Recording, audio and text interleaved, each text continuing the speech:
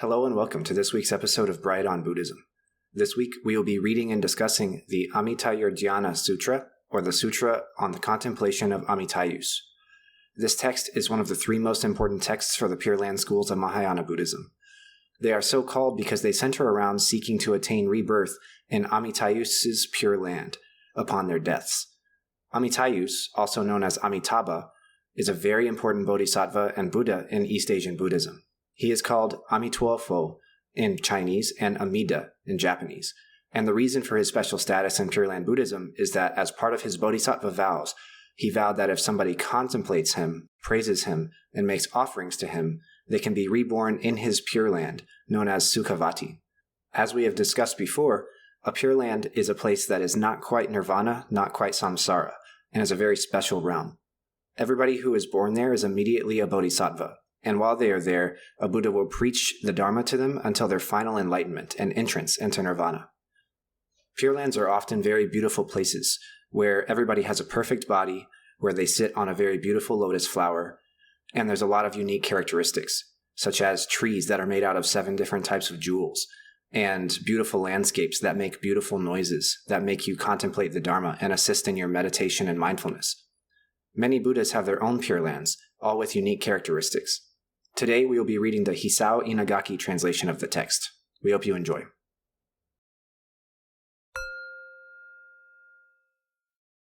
Thus have I heard. At one time, the Buddha was staying on the Vulture Peak in Rajagriha with a large assembly of 1,250 monks. He was also accompanied by 32,000 bodhisattvas led by Manjushri, the Dharma prince. At that time, in the great city of Rajagriha, there was a prince named Ajatasattu. Instigated by his wicked friend Devadatta, he seized his father, King Bimbisara, confined him in a room with 7-fold walls, and forbade all the court officials to visit the king. Vaidehi, the king's consort, was devoted to him. After having bathed and cleansed herself, she spread over her body ghee and honey mixed to a paste with wheat flour, filled her ornaments with grape juice, and secretly offered this food and drink to the king. He ate the flour paste and drank the juice, and then asked for water. Having rinsed his mouth, he joined his palms in reverence, and, facing the Vulture Peak, worshipped the world-honored one from afar, and said, Maha-madhyayana is my close friend. I beseech you to have pity on me and send him here to give me the 8 precepts. Then Maha-madhyayana flew as swift as a hawk to the king.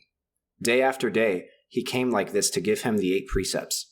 The world-honored one also sent the venerable Purna likewise to the palace to expound the Dharma to the king. 3 weeks passed in this way. Because he had eaten the flour paste and heard the Dharma, he appeared peaceful and contented. Then Ajatasattu asked the guard, "Is my father still alive?" The guard replied, "Great king, his consort spreads flour paste over her body and fills her ornaments with grape juice, and offers these to the king. The monks Maha-madhyayana and Purna come here through the air to expound the Dharma to him. It is impossible to stop them." Hearing this, Ajatasattu became furious with his mother and said, "Because you are an accomplice to that enemy, mother, you too are an enemy. Those monks are evil, for with their delusive magic they have kept this wicked ruler alive for many days." So saying, he drew up his sharp sword, intending to kill her. At that time, the king had a minister named Chandraprabha, who was intelligent and wise. Together with Jivaka, he made obeisances to the king, and said, "Great king, according to a certain Vedic scripture, since the beginning of this cosmic period, there have been 18,000 wicked kings who have killed their fathers out of their desire to usurp the throne. But we have never heard of anyone who has committed the outrage of killing his mother. Your Majesty, if you commit such an outrage, you will bring disgrace upon the Kshatriya class. As your ministers, we cannot bear to hear what people will say. As this would be the act of an outcast, we could no longer remain here." Having spoken these words, the 2 ministers grasped their swords and stepped back. Agitated and frightened, Ajatasattu said to Jivaka, "Are you not on my side?" Jivaka replied, "Your Majesty, please restrain yourself and do not kill your mother." Hearing this, the king repented and begged their forgiveness. Having thrown away his sword, he stopped short of killing his mother, and instead ordered the court officials to lock her in an inner chamber and not allow her to leave. Vaidehi, thus confined, grew emaciated with grief and despair. Facing the vulture peak, she worshipped the Buddha from afar and said, "O Tathagata, world-honored one, you used to send Ananda to comfort me. Now I am deep in sorrow and distress. Since there is no way of my coming to look upon your august countenance, world-honored one, I pray you send the Venerable Maha-Madhyayana and the Venerable Ananda here to see me." When she had said these words, tears of sorrow streamed down her cheeks like rain. Then she bowed toward the Buddha in the distance. Even before she raised her head, the world-honored one, who was then staying on the vulture peak, knew Vaidehi's thoughts and immediately ordered Maha-Madhyayana and Ananda to go to her through the air. He himself disappeared from the mountain and reappeared in the inner chamber of the royal palace. After worshipping him, Vaidehi raised her head and saw Sakyamuni Buddha, the world-honored one.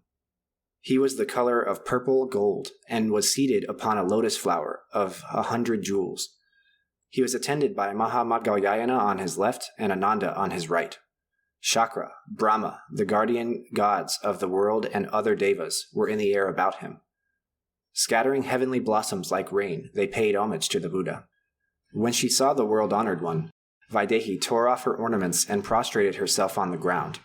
Weeping bitterly, she said to the Buddha, "O world-honored one, what bad karma did I commit in former lives that I have borne such an evil son? I wonder, world-honored one, what karmic relations could have made you a relative of Devadatta. I beseech you, world-honored one, to reveal to me a land of no sorrow and no affliction where I can be reborn. I do not wish to live in this defiled and evil world of Jambudvipa, where there are hells, realms of hungry ghosts, animals, and many vile beings. I wish that in the future I shall not hear evil words or see wicked people. World-honored one, I now kneel down to repent and beg you to take pity on me. I entreat you, O sun-like Buddha, to teach me how to visualize a land of pure karmic perfection." Then the world-honored one sent forth from between his eyebrows a flood of light, which was the color of gold and illuminated the innumerable worlds in the 10 quarters. Returning to the Buddha, the light settled on his head and transformed itself into a golden platform resembling Mount Sumeru. On the platform appeared the pure and resplendent lands of all Buddhas in the 10 quarters. Some of these lands were made of 7 jewels, some solely of lotus flowers. Some resembled the palace in the heaven of free enjoyment of manifestation by others, while some were like a crystal mirror in which all the lands in the 10 quarters were reflected.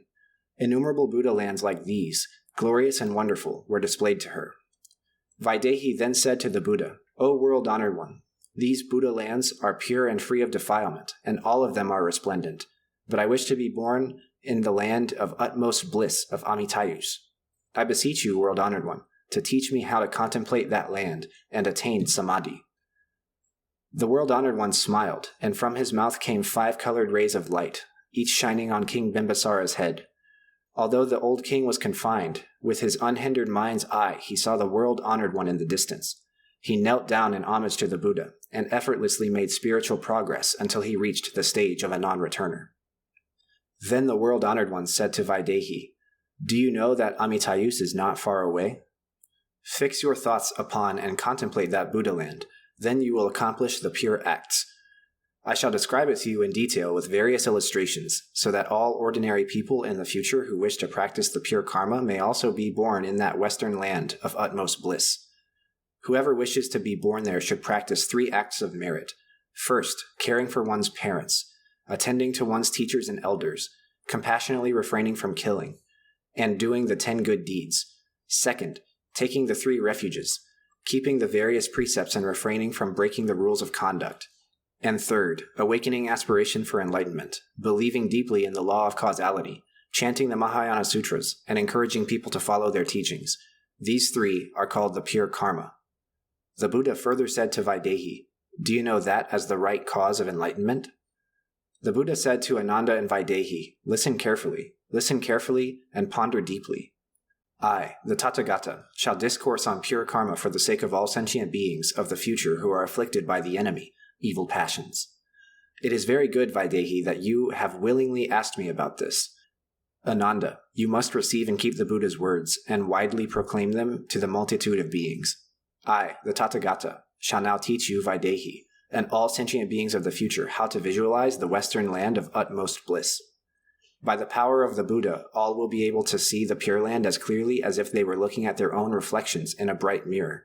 Seeing the utmost beauty and bliss of that land, they will rejoice and immediately attain the insight into the non-arising of all dharmas. The Buddha said to Vaidehi, "You are an unenlightened, and so your spiritual powers are weak and obscured. Since you have not yet attained the divine eye, you cannot see that which is distant. But the Buddhas, Tathagatas, have special ways to enable you to see afar." Vaidehi said to the Buddha, "World-honored one, through the Buddha's power, even I have now been able to see that land. But after the Buddha's passing, sentient beings will become defiled and evil, and be oppressed by the 5 kinds of suffering. How then will those beings be able to see the land of utmost bliss of Amitayus?" The Buddha said to Vaidehi, "You and other sentient beings should concentrate and, with one-pointed attention, turn your thoughts westward. How do you contemplate? All sentient beings, except those born blind, that is, all those with the faculty of sight, should look at the setting sun. Sit in the proper posture, facing west. Clearly gaze at the sun, with mind firmly fixed on it.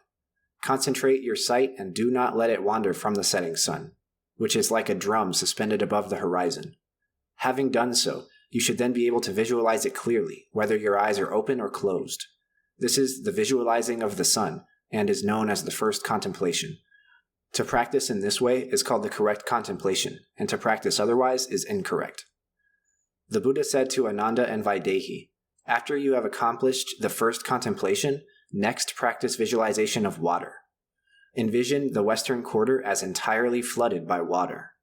Then picture the water as clear and pure, and let this vision be distinctly perceived. Keep your thoughts from being distracted. After you have visualized the water, envision it becoming frozen. After you have visualized the ice as transparent to its depth, see it turning into beryl.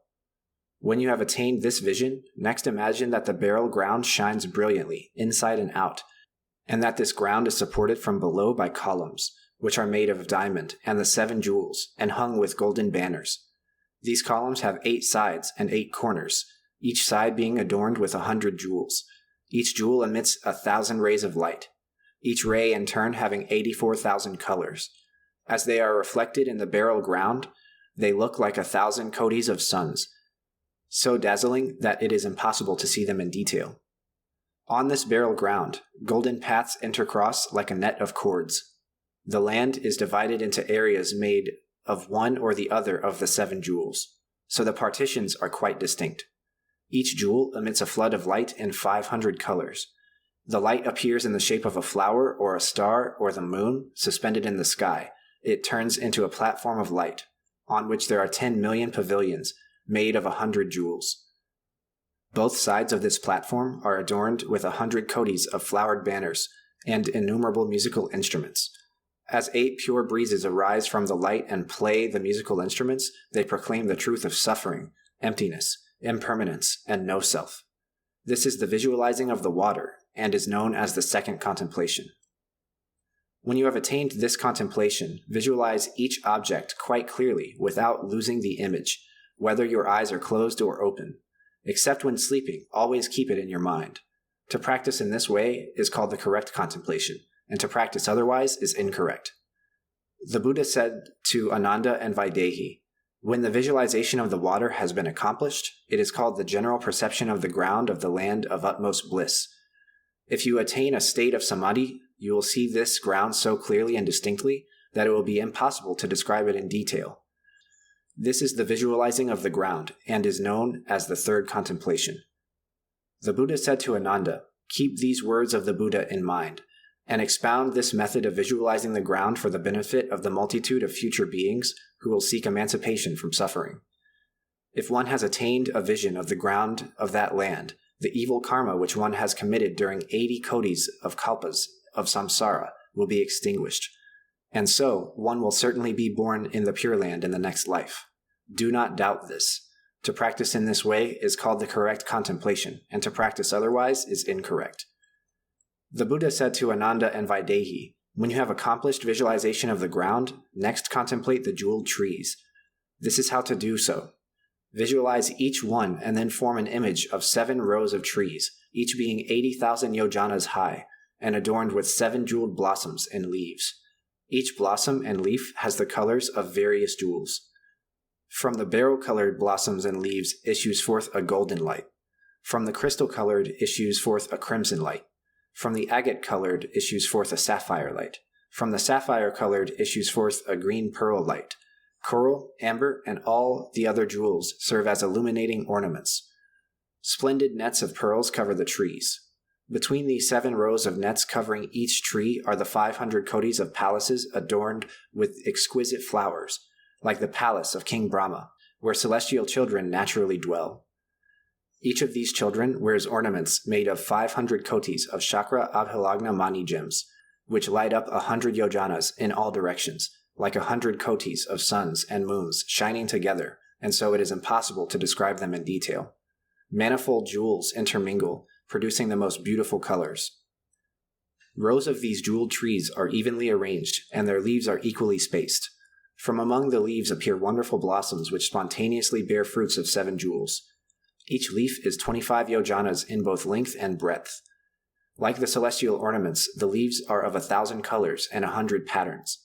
These trees have marvelous blossoms, which are the color of gold from the Jambu River and spin like fire wheels among the leaves. From these blossoms appear various fruits, as from Chakra's vase, and from the fruits issue forth great floods of light, which transform themselves into banners and innumerable jeweled canopies. Inside the jeweled canopies can be seen reflections of all the activities of the Buddha throughout the universe of 1,000 million worlds. The Buddha lands in the 10 quarters are also reflected in them. After you have seen these trees, visualize each detail in order: the trunks, branches, leaves, blossoms, and fruits, and let your vision of all of them be clear and distinct. This is the visualizing of the trees, and is called the 4th contemplation. To practice in this way is called the correct contemplation, and to practice otherwise is incorrect. The Buddha said to Ananda and Vaidehi, "When you have accomplished visualization of the trees, next contemplate the ponds." This is how to do so. In the land of utmost bliss, there are ponds of water possessing 8 excellent qualities, each made of 7 jewels, which are soft and pliable. The water, springing from a wish-fulfilling King Mani gem, forms 14 streams. Each stream is the color of the 7 jewels. Its banks are made of gold, and its bed strewn with diamond sand of many colors. In each stream there are 60 kotis of lotus flowers of 7 jewels, which are round and symmetrical, measuring 12 yojanas in diameter. The water from the Mani gem flows among the flowers and meanders between the trees. As it ripples, it produces exquisite sounds, which proclaim the truths of suffering, emptiness, impermanence, no self, and of the paramitas. Its sound also praises the physical characteristics and marks of the Buddhas. The king of wish-fulfilling Mani gem emits a splendid golden light, which transforms itself into birds with the colors of 100 jewels. Their songs are melodious and elegant, constantly praising the virtue of mindfulness of the Buddha, the Dharma, and the Sangha. This is the visualizing of the water possessing 8 excellent qualities, and is known as the 5th contemplation. To practice in this way is called the correct contemplation, and to practice otherwise is incorrect. The Buddha said to Ananda and Vaidehi, "In each region of this jeweled land, there are 500 kotis of jeweled pavilions, in which innumerable devas play heavenly music. There are also musical instruments suspended in the sky, which, like those on the heavenly jeweled banners, spontaneously produce tones even without a player. Each tone proclaims the virtue of mindfulness of the Buddha, the Dharma, and the Sangha." When this contemplation has been accomplished, it is called the general perception of the jeweled trees, jeweled ground, and jeweled ponds of the land of utmost bliss. This is a composite visualization, and is called the 6th contemplation. Those who have perceived these objects will be rid of extremely heavy evil karma, which they have committed during innumerable kalpas, and will certainly, after death, be born in that land. To practice in this way is called the correct contemplation, and to practice otherwise is incorrect. The Buddha said to Ananda and Vaidehi, listen carefully, and ponder deeply. I will expound for you the method of removing suffering. Bear my words in mind and explain them to the multitude of beings." When these words were spoken, Amitayus appeared in the air above, attended on his left and right by the 2 Mahasattvas, Avalokiteshvara and Mahastamaprapta. So brilliant was their radiance that it was impossible to see them in detail. They could not be compared even with 100,000 nuggets of gold from the Jambu River. After she had this vision of Amitayus, Vaidehi knelt down in worship at Sakyamuni's feet and said to him, "World-honored one, through your power I have been able to see Amitayus and the two bodhisattvas, but how can sentient beings of the future see them?" The Buddha said to Vaidehi, "Those who wish to see that Buddha should form an image of a lotus flower on the 7-jeweled ground.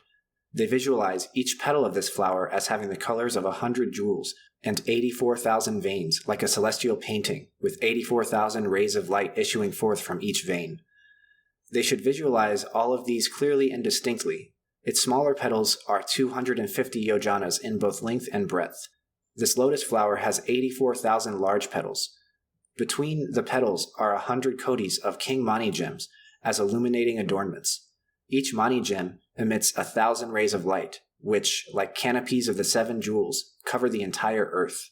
The dais is made of chakra abhilagna mani gems, and is decorated with 80,000 diamonds, kimshuka gems, brahma mani gems, and also with exquisite pearl nets. On the dais, 4 columns with jeweled banners spontaneously arise, each appearing to be as large as 1,000 million kotis of Mount Sumerus. On the columns rests a jeweled canopy similar to that in the palace of the Yama heaven. They are also adorned with 500 kotis of excellent gems, each emitting 84,000 rays, shining in 84,000 different tints of golden color. Each golden light suffuses this jeweled land and transforms itself everywhere into various forms, such as diamond platforms, nets of pearls, and nebulous clusters of flowers. In all the 10 directions, it transforms itself into anything according to one's wishes and performs the activities of the Buddha. This is the visualization of the lotus throne and is known as the 7th contemplation. The Buddha further said to Ananda, "This majestic lotus flower was originally produced by the power of the Bhiksu Dharmakara's vow. Those who wish to see the Buddha Amitayus should first practice this contemplation of the flower throne.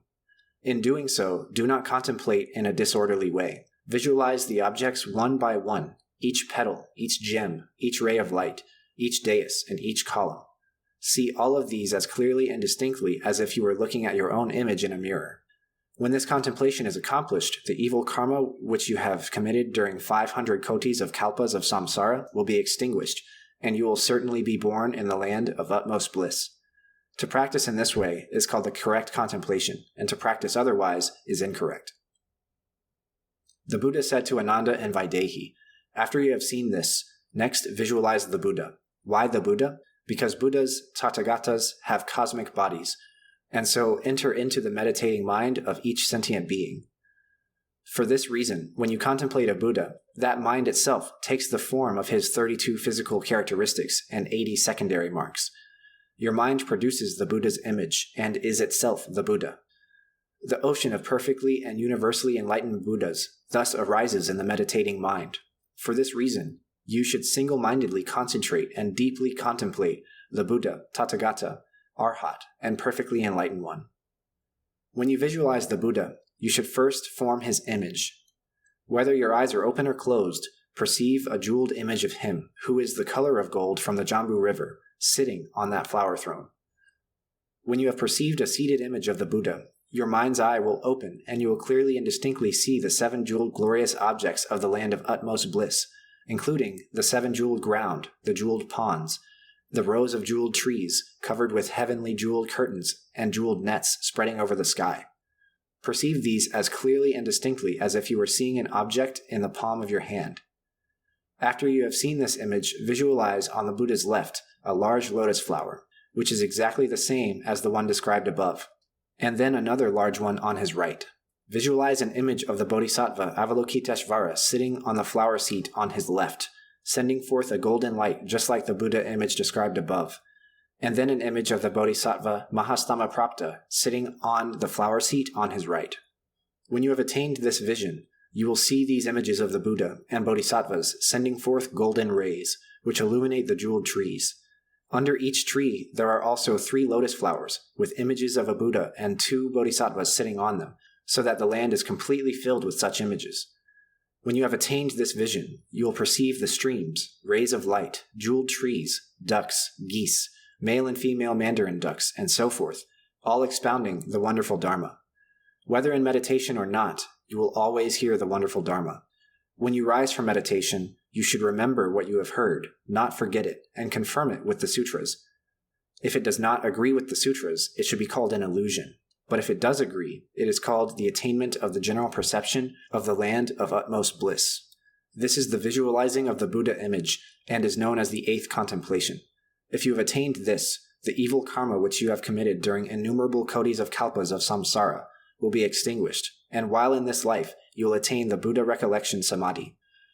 To practice in this way is called the correct contemplation, and to practice otherwise is incorrect. The Buddha said to Ananda and Vaidehi, after you have succeeded in seeing these images, next envision the physical characteristics and the light of Amitayus. Ananda, you should realize that his body is as glorious as 1,000 million kotis of nuggets of gold from the Jambu River of the Yama heaven, and that his height is 600,000 kotis of nayutas of yojanas, multiplied by the number of the sands in the Ganges River. The white tuft of hair curling to the right between his eyebrows is 5 times as big as Mount Sumeru. His eyes are clear and as broad as the 4 great oceans. Their blue irises and whites are distinct. From all the pores of his body issues forth a flood of light, as magnificent as Mount Sumeru.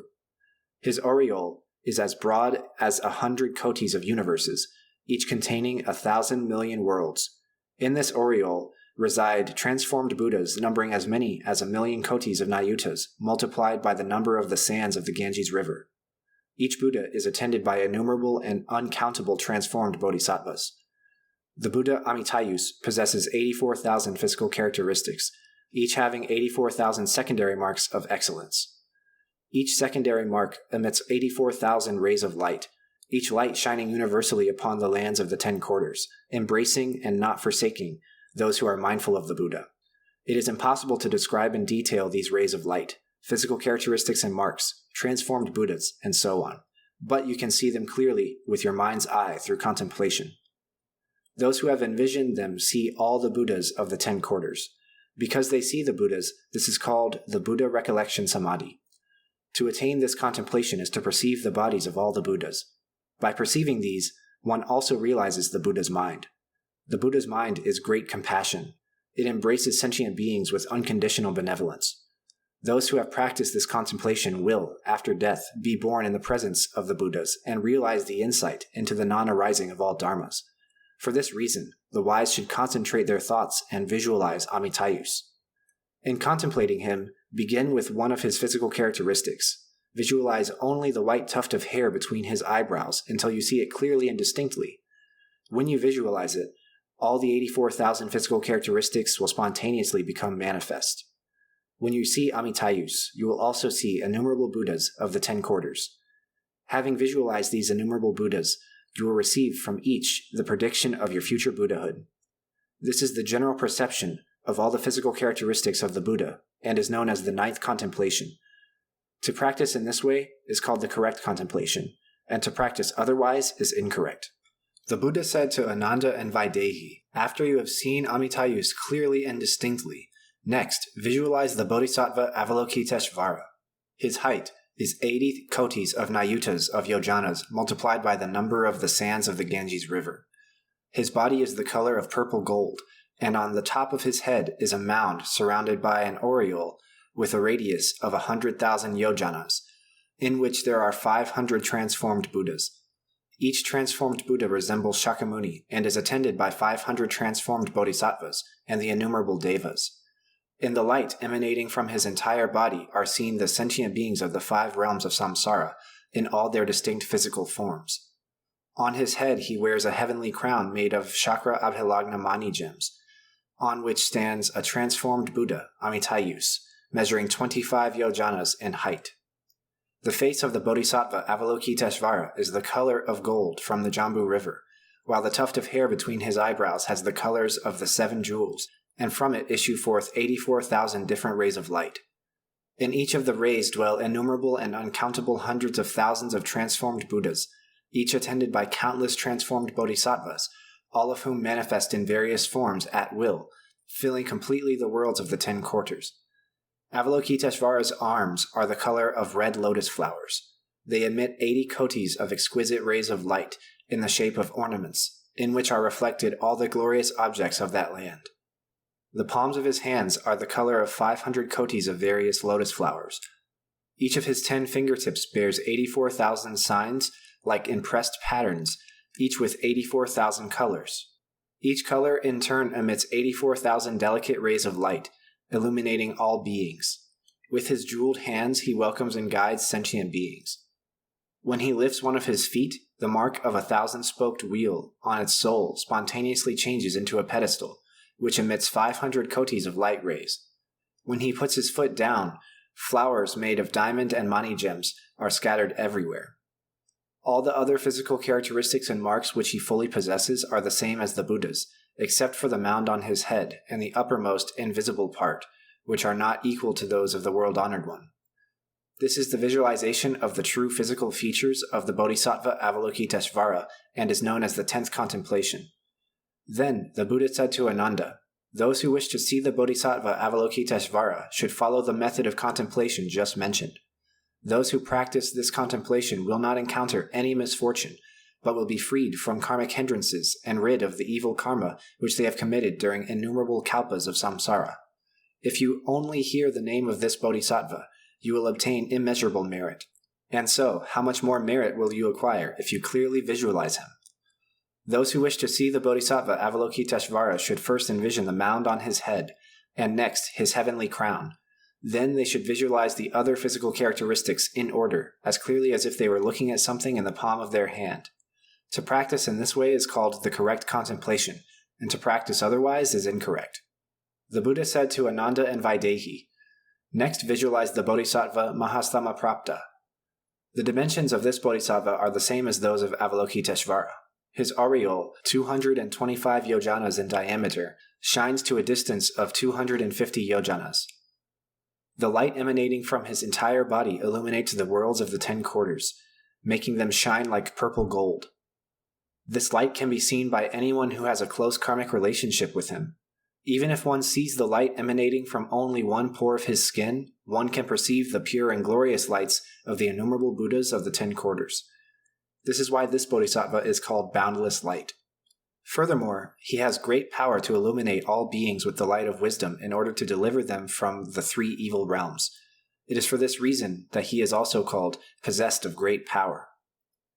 The heavenly crown of this Bodhisattva is adorned with 500 jeweled lotus flowers, each having 500 jeweled pedestals. On each pedestal appear the pure and resplendent lands of the Buddhas in the 10 quarters, with all their boundless and glorious features. The mound on his head, shaped like a lotus bud, has a jeweled vase in front. This is suffused with various lights which reveal all the activities of the Buddha. The rest of the characteristics of his body are exactly the same as Avalokiteshvara's. When this Bodhisattva walks, all the worlds in the 10 directions shake. Wherever the earth trembles, 500 kotis of jeweled flowers appear, each as beautiful and brilliant as a flower in the land of utmost bliss. When this Bodhisattva sits down, all the 7 jeweled lands, from that of the Buddha golden light in the nadir to that of the Buddha king of light in the zenith, tremble simultaneously. From between these manifested bodies of Amitayus, Avalokiteshvara, and Mahastamaprapta, as innumerable as particles of dust, all assemble like clouds in the land of utmost bliss, filling the entire sky. Sitting on lotus seats, they expound the wonderful Dharma to save suffering beings. To visualize thus is known as the contemplation of Mahastamaprapta Bodhisattva, and is also called the contemplation of Mahastamaprapta's physical characteristics. To visualize that Bodhisattva in this way is known as the 11th contemplation. It extinguishes the evil karma which one has committed during innumerable and uncountable kalpas of samsara. Those who practice this contemplation will no longer be subject to birth from the womb. They can journey to the pure and exquisite lands of the Buddhas. These contemplations are called the complete contemplations of Avalokiteshvara and Mahastamaprapta. To practice in this way is called the correct contemplation, and to practice otherwise is incorrect. The Buddha said to Ananda and Vaidehi, "After you have contemplated thus, next visualize yourself as born in the western land of utmost bliss, sitting cross-legged upon a lotus flower. Visualize this lotus flower as closed. As it opens, 500 rays of colored light illuminate your body. Then your eyes are open, and you see the Buddhas and the Bodhisattvas filling the sky and hear the sounds of the water. birds, and trees, and the voices of the Buddhas all expounding the wonderful Dharma in accord with the 12 divisions of the scriptures. When you rise from meditation, keep those things in mind and do not forget them. Seeing them thus is called the visualization of the land of utmost bliss of the Buddha Amitayus. This is the comprehensive visualization and is known as the 12th contemplation. Innumerable transformed bodies of Amitayus, together with those of Avalokiteshvara and Mahastamaprapta, will always accompany those who contemplate thus. To practice in this way is called the correct contemplation, and to practice otherwise is incorrect. The Buddha said to Ananda and Vaidehi, if you sincerely desire to be born in the Western land, you should first picture a figure, 16 feet tall, on the surface of a pond. The dimensions of Amitayus, as previously described, are boundless and beyond the mental scope of ordinary beings. But, by the power of the original vows of that Tathagata, those who contemplate him will certainly succeed. You can acquire immeasurable merit simply by visualizing an image of that Buddha. And so, how much more merit will you acquire by visualizing his complete physical characteristics? Amitayus, exercising supernatural powers at will, can freely manifest his various forms in the lands of the 10 quarters. At times he may appear as a large figure, filling the whole sky. At other times as a small figure, only 16 or 8 feet high. These figures which he manifests are all the color of purple gold. The transformed Buddhas and jeweled lotus flowers in the aureole of each manifested form are like those described above. The Bodhisattva Avalokiteshvara and Mahastamaprapta have a similar appearance, wherever they are. Sentient beings can only tell one from the other by looking at the emblems on their heads. These two bodhisattvas assist Amitayus in saving all beings everywhere. This is the miscellaneous visualization, and is known as the 13th contemplation. To practice in this way is called the correct contemplation, and to practice otherwise is incorrect. The Buddha said to Ananda and Vaidehi, those born in the Western land are of 9 grades. Those who attain birth on the highest level of the highest grade are sentient beings who resolve to be born in that land, awaken the 3 kinds of faith, and so are born there. What are the 3? They are first, the sincere faith, second, the deep faith, and third, the faith that seeks birth there by transferring one's merit. Those who have these 3 kinds of faith will certainly be born there. There are 3 other kinds of sentient beings who also attain birth. Who are the 3? They are first, those who have a compassionate heart, abstain from killing, and observe the precepts. Second, those who chant the Mahayana Sutras of greater scope. And third, those who practice the 6 forms of mindfulness. They aspire to be born in that Buddha land by transferring there the merit of practice. With the merit acquired from doing these acts for 1 to 7 days, they attain birth. When an aspirant is about to be born in that land through dedicated and undaunted practices, the Tathagata Amitayus arrives together with Avalokiteshvara, Mahastamaprapta, innumerable transformed Buddhas, a great assembly of 100,000 monks and Shravakas, and innumerable devas in 7 jeweled palaces. The Bodhisattva Avalokiteshvara, carrying a Vajra seat, together with the Bodhisattva Mahastamaprapta, approaches the aspirant. Amitayus releases a great flood of light which illuminates the aspirant's body, and, along with the Bodhisattvas, extends his hand in welcome. Avalokiteshvara and Mahastamaprapta, together with innumerable Bodhisattvas, praise and encourage the aspirant. Seeing this, the aspirant rejoices so greatly as to dance. Then he sees himself sitting on the Vajra seat, and following the Buddha is born into that land in the time it takes to snap one's fingers. After being born in that land, he sees the Buddha's body complete with all its physical characteristics, and also the bodies of the Bodhisattvas equally complete with all their physical characteristics. Hearing the discourse on the wonderful Dharma sent forth by the light and the jeweled trees, he then reaches the insight into the non-arising of all dharmas. In a single moment, he visits and worships all the Buddhas of the 10 quarters and receives from each of them the prediction of his future Buddhahood. Returning to the Pure Land, he is endowed with innumerable hundreds of thousands of dharanis. Such a person is called the one who attains birth on the highest level of the highest grade. Those who attain birth on the middle level of the highest grade do not necessarily uphold and chant the sutras of greater scope, but comprehend the teachings of the Buddha so well that when they hear the supreme truths, they are not dismayed. They have deep faith in the law of karmic causes and effects and do not speak slightingly of the Mahayana. They transfer the merit acquired to the land of utmost bliss, aspiring to be born there. When such an aspirant is about to die, Amitayus appears before him, surrounded by Avalokiteshvara, Mahastamaprapta, and innumerable sages and attendants, carrying a purple gold lotus seat. The Buddha praises him, saying, "Son of the Dharma, because you have practiced the Mahayana and appreciate the supreme truths, I have come to welcome you." So saying, he and 1,000 transformed Buddhas extend their hands all at once toward the aspirant, who, seeing himself sitting on the purple gold seat, joins his palms and praises the Buddhas. In an instant, he is born in a 7-jeweled pond of that land. The purple gold seat has become like a great jeweled flower, which opens after one night. The body of the aspirant has become the color of purple gold, and beneath his feet are 7 jeweled lotus flowers. The Buddha and Bodhisattvas together release a flood of light which illuminates the aspirant's body. His eyes open, and because of the store of merit from his previous life, he hears voices everywhere expounding only the most profound and supreme truths. Descending from his golden seat, he bows with joined palms and praises the Buddha, the world-honored one. After 7 days, he immediately reaches the stage of non-retrogression for realizing the highest perfect enlightenment. He is also able to fly in the 10 quarters, as he wishes, to revere all Buddhas and Bodhisattvas, and learn various samadhis from them. After the lapse of a smaller kalpa, he attains the insight into the non-arising of all dharmas, and receives from each Buddha the prediction of his future Buddhahood. Such a person is called the one who attains birth on the middle level of the highest grade. Those who attain birth on the lowest level of the highest grade likewise accept the law of karmic causes and effects, do not speak slightingly of the Mahayana, and awaken aspiration for the highest enlightenment. They transfer the merit acquired to the land of utmost bliss, aspiring to be born there.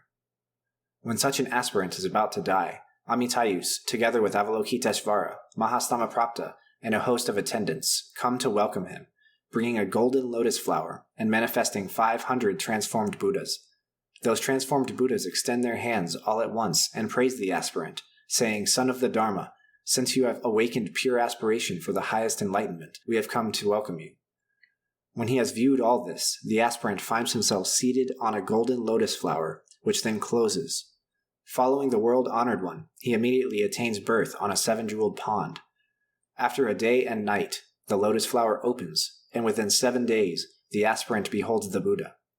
Although he sees the Buddha's body, he is still unable to discern his physical characteristics and marks clearly.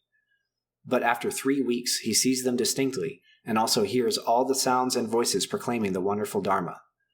Then he can travel in all the 10 quarters to make offerings to the Buddhas and hear their profound teachings. After 3 smaller kalpas, he acquires clear understanding of the 100 dharmas and dwells in the stage of joy. Such a person is called one who attains birth on the lowest level of the highest grade. These 3 together are known as the contemplation of the highest grade of aspirants, and the 14th contemplation. To practice in this way is called the correct contemplation, and to practice otherwise is incorrect. The Buddha said to Ananda and Vaidehi, "Those who attain birth on the highest level of the middle grade are the sentient beings who keep the 5 precepts, observe the 8 abstinences, practice in compliance with various precepts, and abstain from committing the 5 gravest offenses and other transgressions. They transfer the merit acquired to the western land of utmost bliss, aspiring to be born there." When such a person is about to die, Amitayus appears before him surrounded by a host of monks in radiating golden light. He then expounds the truth of suffering, emptiness, impermanence, and no-self, and praises renunciation of the world as they escape from suffering. Seeing this, the aspirant greatly rejoices and finds himself seated upon a lotus flower. He kneels down, joins his palms, and worships the Buddha. Before he raises his head, he attains birth in the land of utmost bliss, where the lotus bud soon opens. When the flower opens, he hears various sounds and voices extolling the 4 noble truths. He immediately attains arhatship, acquires the 3 kinds of transcendent knowledge and the 6 supernatural powers, and realizes the 8 samadhis of emancipation. Such a person is called the one who attains birth on the highest level of the middle grade. Those who attain birth on the middle level of the middle grade are the sentient beings who observe for at least a day and night the 8 abstinences, the precepts for a novice, or the complete precepts of a monk or a nun, and do not violate any of the rules of conduct. They transfer the merit acquired to the land of utmost bliss, aspiring to be born there. When such an aspirant, perfumed by the virtue of observing the precepts, is about to die, he sees Amitayus coming towards him with his attendants, radiating a golden light and carrying a 7-jeweled lotus flower. He hears a voice in the sky above praising him, saying, "Man of good deeds, since you are virtuous and have followed the teachings of the Buddhas of the 3 periods, I have come to welcome you." The aspirant finds himself seated on the lotus flower. The flower having closed, the aspirant is born on a jeweled pond of the western land of utmost bliss. After 7 days, the lotus bud unfolds, and then he opens his eyes. With joined palms he pays homage to the world-honored one, rejoices at hearing the Dharma, and reaches the stage of a stream winner. After half a kalpa, he becomes an arhat. Such a person is called one who attains birth on the middle level of the middle grade. Those who attain birth on the lowest level of the middle grade are good men and women who are dutiful to and care for their parents and do benevolent deeds for others. When such a person is about to die, he may meet a good teacher who fully explains to him the bliss of the land of Amitayus and the 48 great vows of the Bhikshu Dhammakara. Having heard this, he dies, and in the short time it takes a strong man to bend and straighten his arm, he attains birth in the western land of utmost bliss. 7 days after his birth there, he meets Avalokiteshvara and Mahasthammaprapta, rejoices at hearing the Dharma from them, and so reaches the stage of a stream winner. After 1 smaller kalpa, he becomes an arhat. Such a person is called one who attains birth on the lowest level of the middle grade. These 3 together are known as the contemplation of the middle grade of aspirants and the 15th contemplation.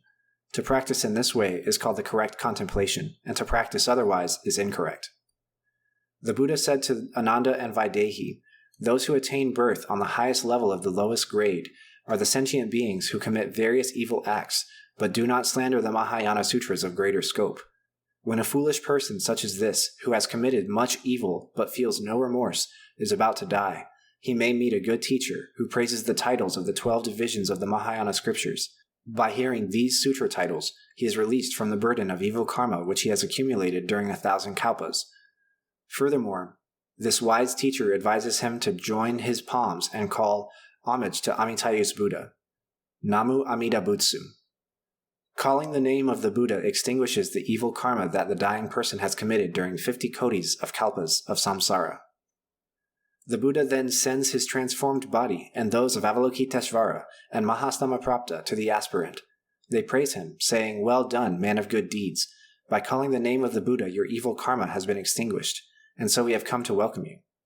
When these words are uttered, the aspirant sees a flood of light from that transformed Buddha fill his room. Having seen this, he rejoices and dies. Seated on a jeweled lotus flower, he follows the transformed Buddha and is born on a jeweled pond. In 7 weeks, the lotus bud opens, and Avalokiteshvara, the bodhisattva of great compassion, and Mahasthammaprapta appear before him, releasing great floods of light, and explain to him the extremely profound teachings of the 12 divisions of the scriptures. Having heard these, the aspirant accepts them in faith, and awakens aspiration for the highest enlightenment. After 10 smaller kalpas, he acquires clear understanding of the 100 dharmas and enters the first stage of bodhisattvahood. Such a person is called one who attains birth on the highest level of the lowest grade. Thus, he is born by hearing the name of the Buddha, the Dharma, and the Sangha, that is, the 3 treasures. The Buddha said to Ananda and Vaidehi, "Those who attain birth on the middle level of the lowest grade are the sentient beings who violate the 5 precepts, the 8 precepts, or the complete precepts of a monk or a nun. A foolish person such as these steals from the Sangha, or takes the personal belongings of monks, or preaches the Dharma with impure motives, but feels no remorse. Thus, he defiles himself by evil karma, and because of this he will fall into hell.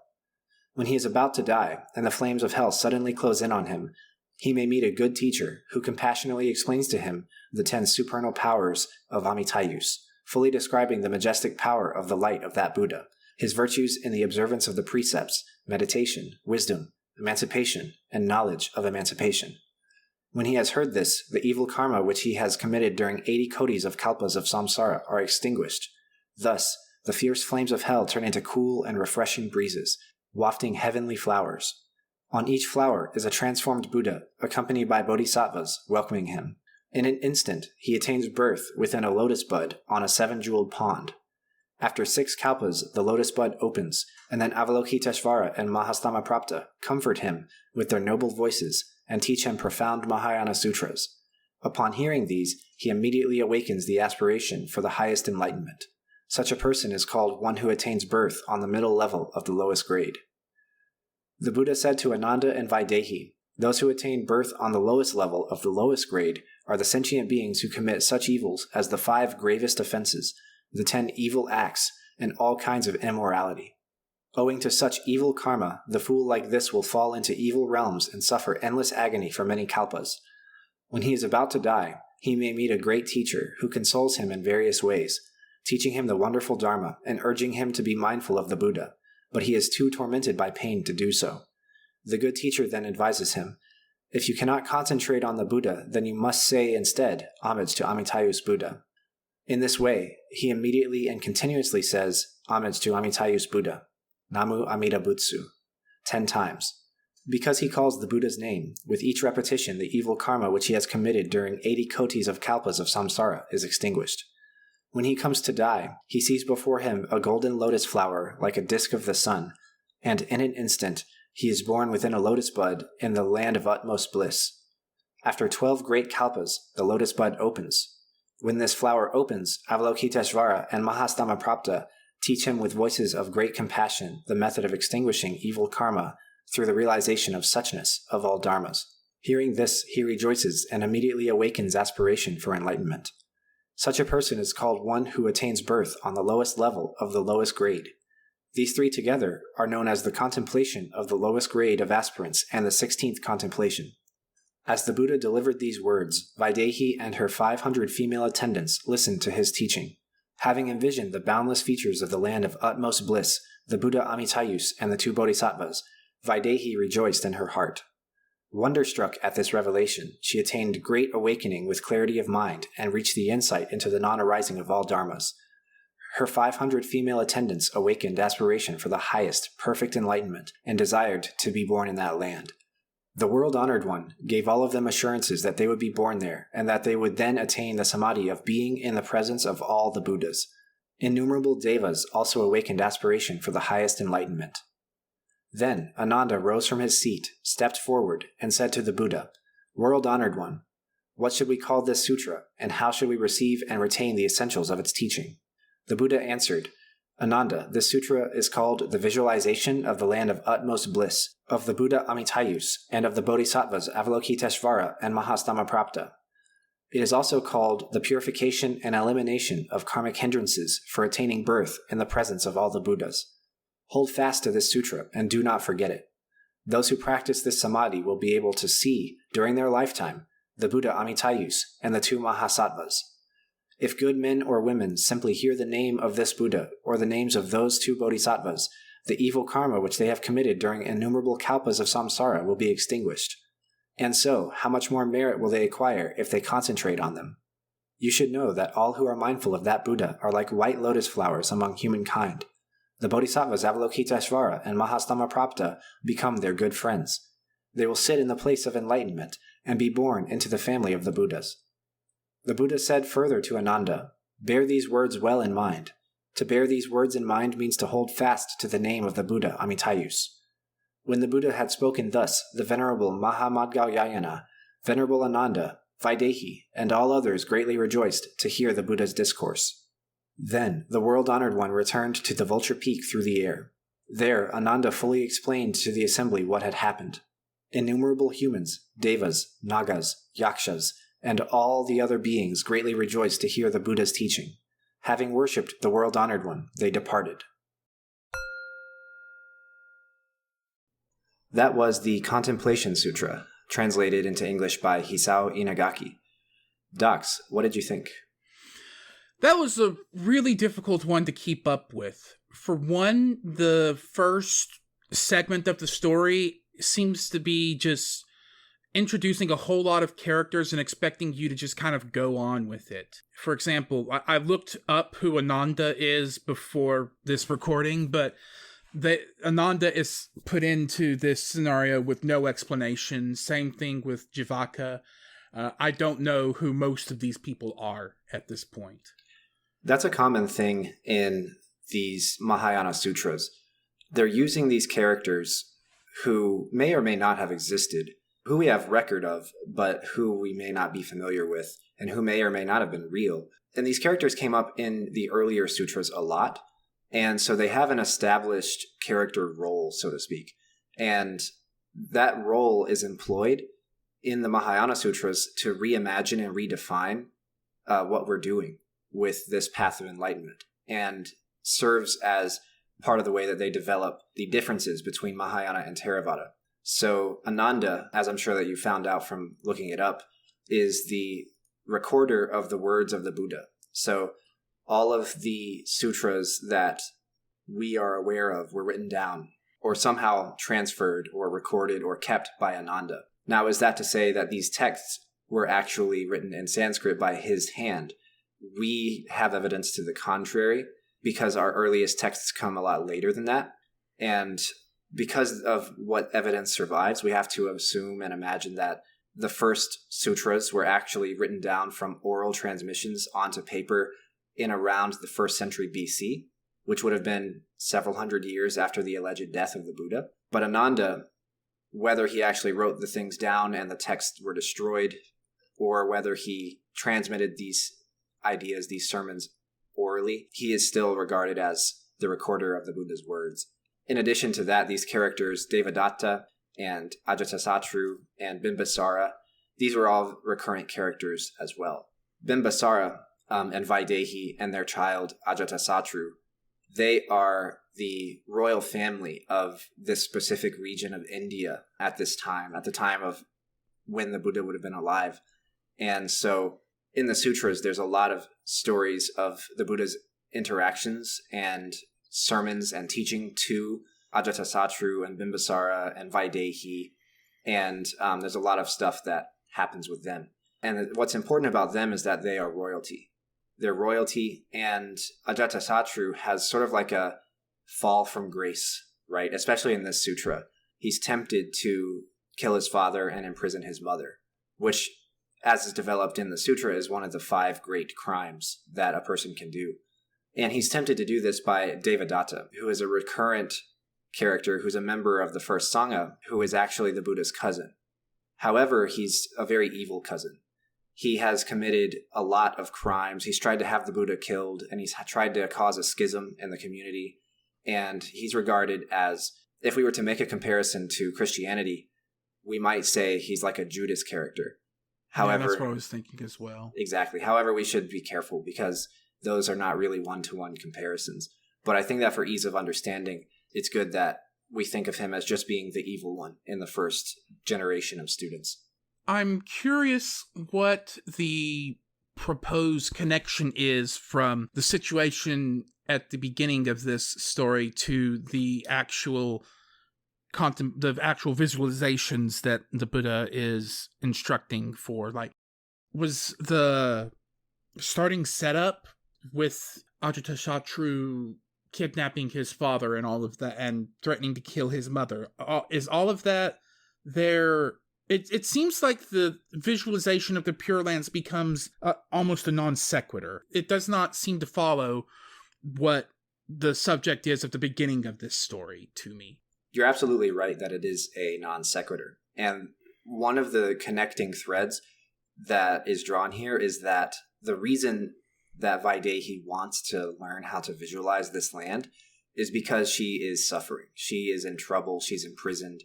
She is in a really bad situation. And the Contemplation Sutra is seeking to teach you that whenever you're in a really bad time, whenever something's going really poorly for you, when you're suffering in the actual English language sense of the word, not dukkha necessarily, but when things are really bad and you need to be saved from that badness somehow, this is like a happy place that you can go to. And all of that story is just building up the fact that Bimbisara and Vaidehi are trapped. They're imprisoned by their son, and he's gone crazy, and they need something to fix his bad karma and fix their bad karma, and to also delight them and assuage their fears and give them some sort of comfort in such a horrible time. There is no connection directly in other sutras between this royal family and Pure Land Buddhism, or Pure Lands in general, or Amida, or anything like that. What is mainly referred to in these sutras in order for establishing like when they were written and when they weren't written, is narrative with these royal family characters, because they sometimes come up and they sometimes don't come up, and sometimes Ajatasattu does different things and Bimbisara does different things. But really all of that is outside of the text, and it's almost just like referring to characters that the readers would know or have some sort of awareness of, such that you can establish the scene, right, where Vaidehi is bound and imprisoned, and she wants to envision a land where there's no suffering. This would be like if we were to use something like King Henry VIII or Mary Queen of Scots or some royal person that you already know about. Exactly, yeah.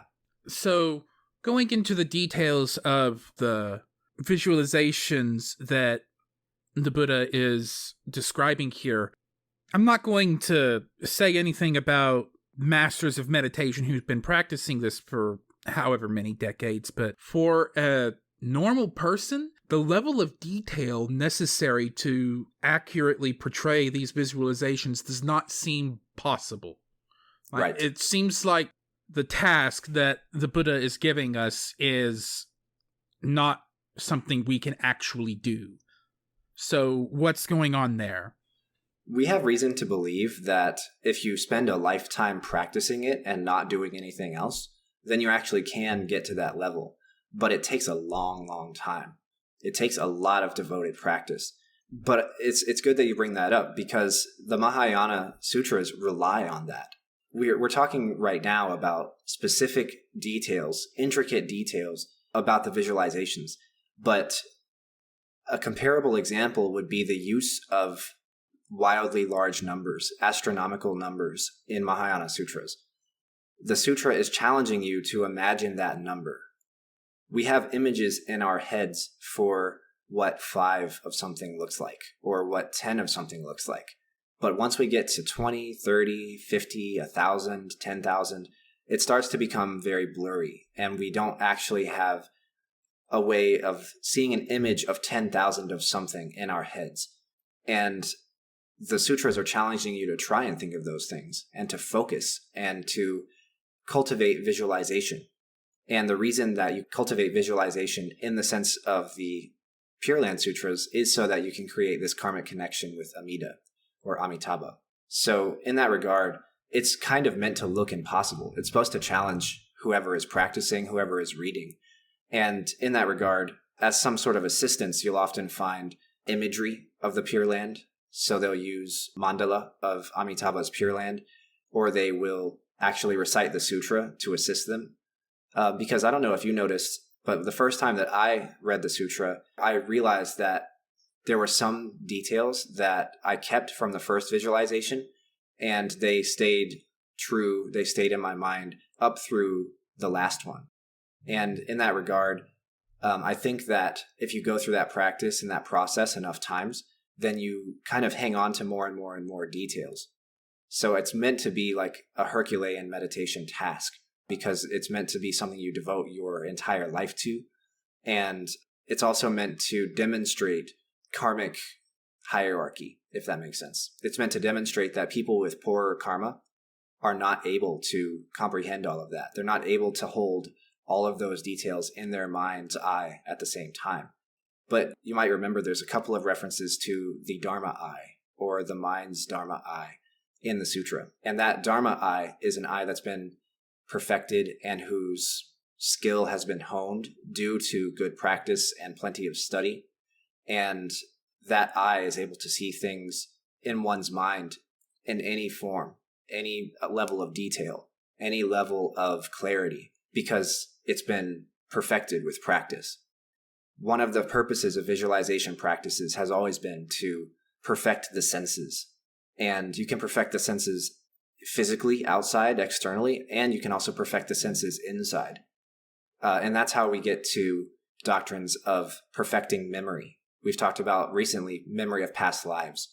And one of the ways that you get there is through perfection of everything around memory of past lives. And then memory of past lives kind of falls into place. And similarly here, if you get the pawns and you get the 3 Buddhas sitting side by side, and you get maybe some of the practitioners or something like that, or some of the lotus flowers, then over time, more and more stuff is going to fall into place as this really truly becomes like a room in your mind or a space in your mind that you live in, right? Because you have to think that people are doing this visualization practice all day, all waking day in East Asia. They do the visualization, they do merit transfer, they do sutra recitations, which are essentially recited visualizations. And their whole practice is dedicated to creating and perfecting this space in their minds. So it's almost like similar to sand mandala that are done in Tibet. At first, it's just, you might say, smears of sand on a piece of concrete or a piece of stone or wherever they decide to make it. And after, spending countless hours adding just a few grains of sand here and there over time, it eventually develops into this very beautiful and grand image with very intricate details. It's very similar to how that works in the mind, right? Because we can't hold something in our minds permanently. But if we hold it in our minds impermanently enough times in a row, then it gets easier to get to it. It's almost like establishing, it really is not almost like, it actually is like establishing a patterned thought process so many times that it changes the anatomy of your brain. It changes the neuronal connections and the chemical connections in your brain so that your brain is suddenly wired towards doing this. And obviously other things for self-preservation. You're still able to read, you're still able to do math, you're still able to eat and speak, but your frontal lobe is entirely wired towards understanding and perfecting the Pure Land.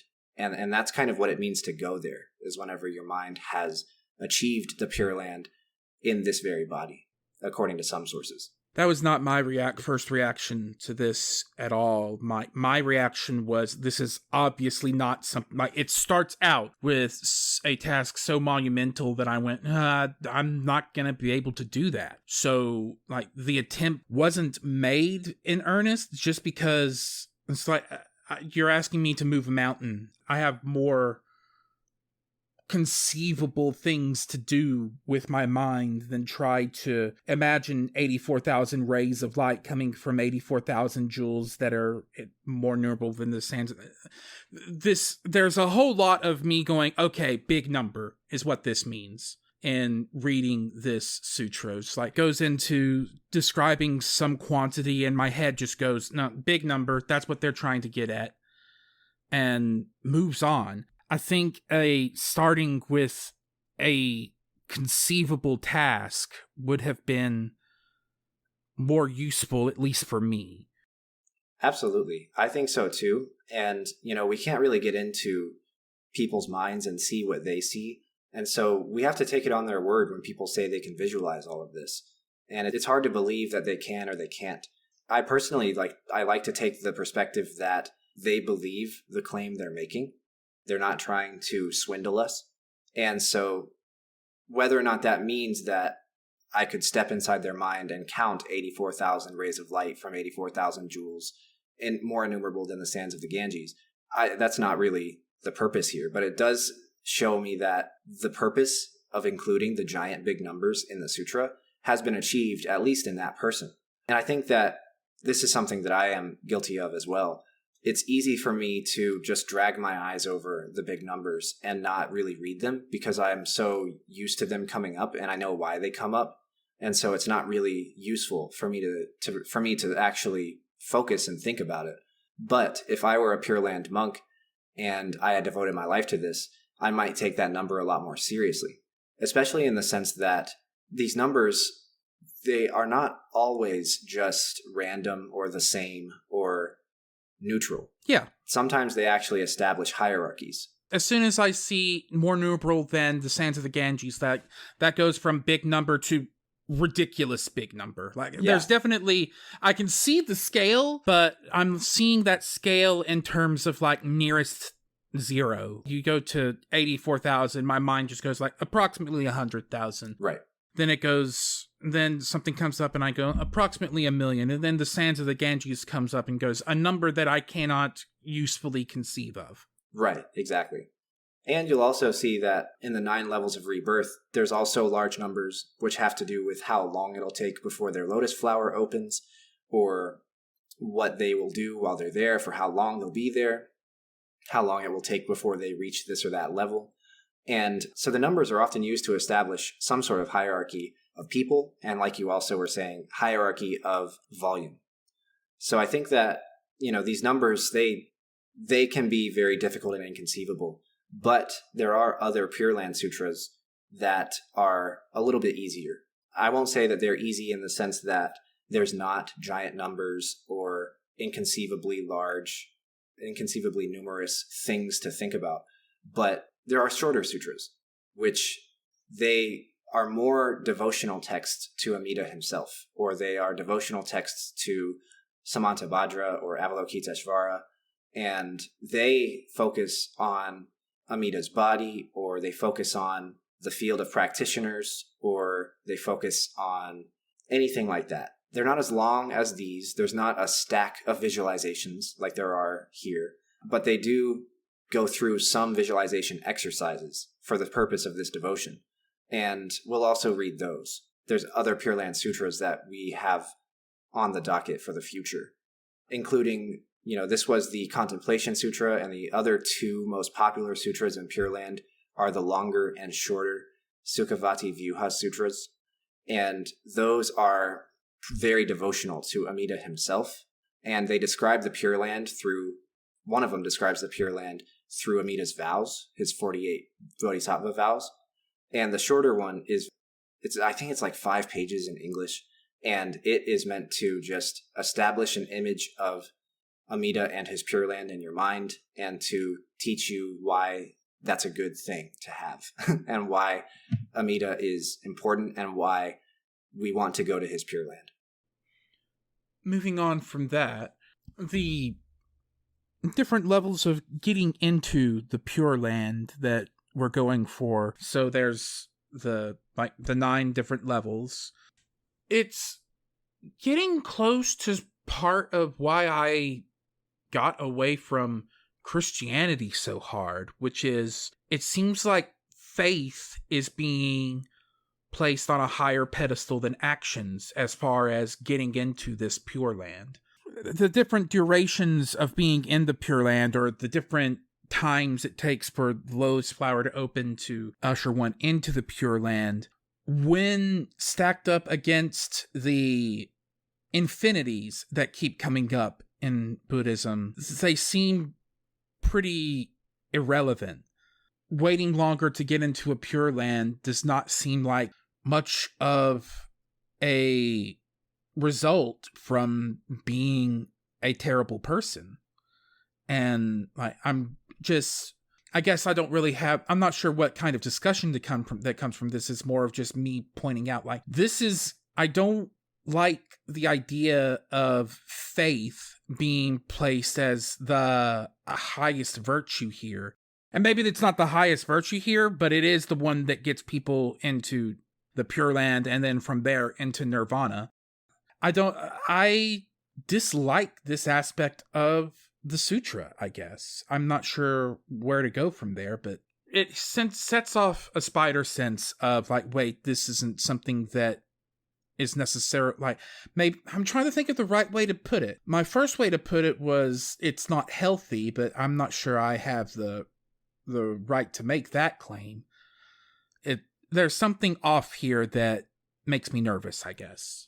That's actually a very valid critique of Pure Land coming from a Christian culture. Pure Land Buddhism was introduced to me before I knew anything else about it, before I knew anything about what a Pure Land was, and who Amida was, and what the practices of this sect of Buddhism are. It was said to me that this looks a lot like Christianity. And in that regard, Amida is like Jesus or God, and the Pure Land is like heaven. And everybody is going to the Pure Land because of Amida/Jesus's grace, right? Yeah. And that is nerve-wracking, because in that sort of system, all manner of immorality are allowed and are not punished and are even rewarded, because through Amida's grace, even they will be taken to heaven or the Pure Land, right? That's the system that I was taught for Pure Land when I had my very first Buddhism class in college. And I initially was also like, yeah, that doesn't sound even Buddhist to me. That doesn't sound like anything that I want to be a part of or that Buddhism claims to be. But then I started to learn a couple of important things that made it make a little bit more sense for me. And the two most important things going on here to cause that impression, to cause that system, are the nature of faith in Buddhism and also this idea of original enlightenment or original Buddhahood, you might say. On the issue of the nature of faith, the reason why this faith is different from Christian faith or Judeo-Christian faith that we've talked about before is that their faith, Judeo-Christian faith, is faith in something intangible and external to you, something that you can't see, smell, taste, touch, or hear, and something that does not respond to your faith in it or lack of faith in it, unless you want to think of it in terms of the response is going to heaven or going to hell when you die. It's overall a silent deity. It's a silent, omniscient, omnipotent creator, right? And that is a system that you and I in the past have talked about on here. We're not into it. It just doesn't make sense for us. The other end of the spectrum of faith, not talking about the Buddhism faith yet, is faith that whenever I drop an apple from my hand, it will fall and it will hit the ground. And we have that faith because we have our entire lives worth of data that supports the existence of gravity, right? I wouldn't even call that faith. Like, to me, like, that does not fit the definition because we have evidence for it. And that's just what I'm getting at, is that Buddhist faith is not believing without evidence. Judeo-Christian faith is believing without evidence. And according to the Buddhists, whether you and I, believe this or not, their evidence is that they can visualize these things. And that whenever they meditate on Amida or on Avalokiteshvara or on Sakyamuni, it makes them feel better. They have a better experience. And similarly, their evidence is that whenever they do good acts, they experience good repercussions, thus reinforcing their belief in karma. And so it's not faith even as much as it might be a hypothesis that keeps getting verified experimentally by one's own actions, but can never be proven as capital T true. So I think that what is translated as faith, what is understood as faith in the West, in Buddhism, is not faith at all. It's more like trust that something that you know to work out in XYZ way will work out in XYZ way, because you have confirmed with yourself and others have confirmed with themselves that this works in X, Y, and Z way. It's sort of like resting on the infallibility of emptiness and impermanence and non-duality and so on, and going from there to use those things to help support an argument for the existence of this place, to support an argument for the grace of Amida, or Amitabha, as we might say. Now, that doesn't fully explain why even bad people can go there. In this sutra, it specifically says that even bad people can go there. Even the worst people can go there. Exactly. And so the question then becomes, why are people who do bad things not punished and even, in fact, rewarded with entrance into the Pure Land? And the reason for that is the doctrine of original Buddhahood, or original enlightenment, which we've talked about before. The idea is that in Buddhism, there are a couple of different understandings of the trajectory of where someone goes in samsara and out into nirvana. If you imagine it like a river, there are those that believe that we are all in the river, which is samsara, and we will eventually all go over the waterfall, which is nirvana. In that specific river, all of the water goes over the waterfall. What I mean by that is, no matter how long it takes, eventually, every single sentient being ever will become enlightened and go to nirvana. There is the belief that that is the case in some schools of Buddhism, including this one. There are others which say some of the water doesn't make it. and will never make it. Maybe it splits off in a stream and goes into a pool, and that pool never, ever, ever, ever makes it over the waterfall and has no means of doing so, right? If it's split off in a stream and then pooled up somewhere, water can't flow uphill back into the river. And so therefore it can't make it. And it has no means to. It would be unrealistic for it to actually do so. And so the group of people in that pool are called ichantakas. They are people who cannot and will not ever reach enlightenment. That doesn't mean they won't reach high levels of rebirth. There are, in fact, devas and asuras who are ichantakas in this system. They can and will do great, awesome, good things, but essentially they're bouncing up and down in the 6 realms of rebirth, and they will never get out. That is the belief that some Buddhists have, particularly early Buddhists. By the time that we get to the Contemplation Sutra, or Pure Land Buddhism in general, the belief that everyone eventually makes it off the waterfall is predominant. And so, that being the case, what they are saying is that eventually everyone will make it. Everyone will make it, as long as they do one thing. And in this sutra, doing that one thing is having a moment of contemplation of Amitabha, right? So as long as you chant praise be to the Amitabha-buddha, or as long as you hold your mind on him for even 10 thought moments or something like that, then you'll make it. So in that regard, morality is questioned.